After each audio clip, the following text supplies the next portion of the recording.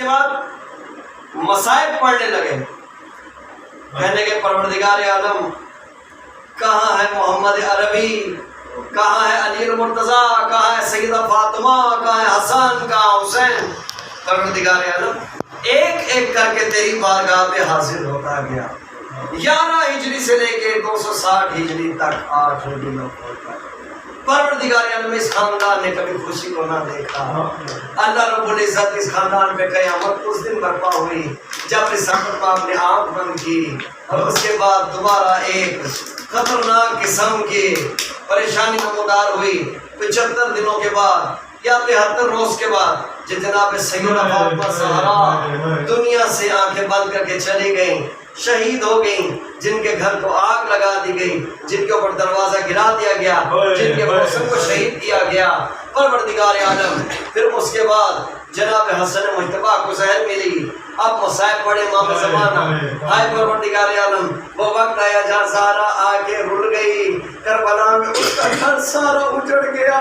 پروردگار عالم حسین لاشوں پہ لاشیں اٹھائیں، پھر اس کے بعد زین العابدین نے مصیبتیں اٹھائیں، محمد باقر نے اور جعفر بن محمد کو زہر ملا، جناب امام موسیٰ کاظم کی ساری زندگی اسیری میں کٹ گئی، جناب علی رضا کو انگوروں میں زہر دیا گیا۔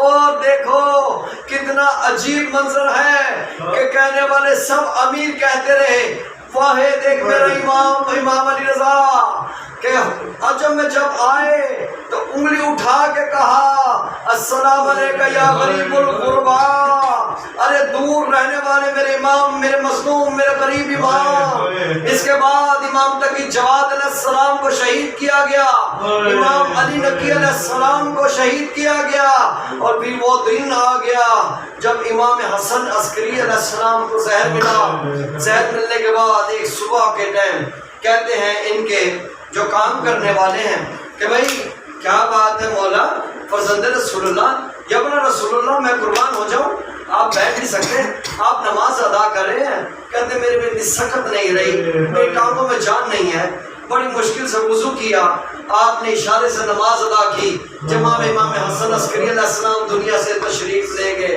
لیکن پھر کیا ہوا، معتمد کو جب پتا لگا نا کہ عسکری علیہ السلام چلے گئے، یہ آیا اس نے چہرے کے اوپر سے پٹا اٹھایا، دیکھا اور علماء کو کہتا ہے تم گواہ ہو جانا، اس پہ میں نے کوئی ظلم نہیں کیا۔ علماء گواہ بنے۔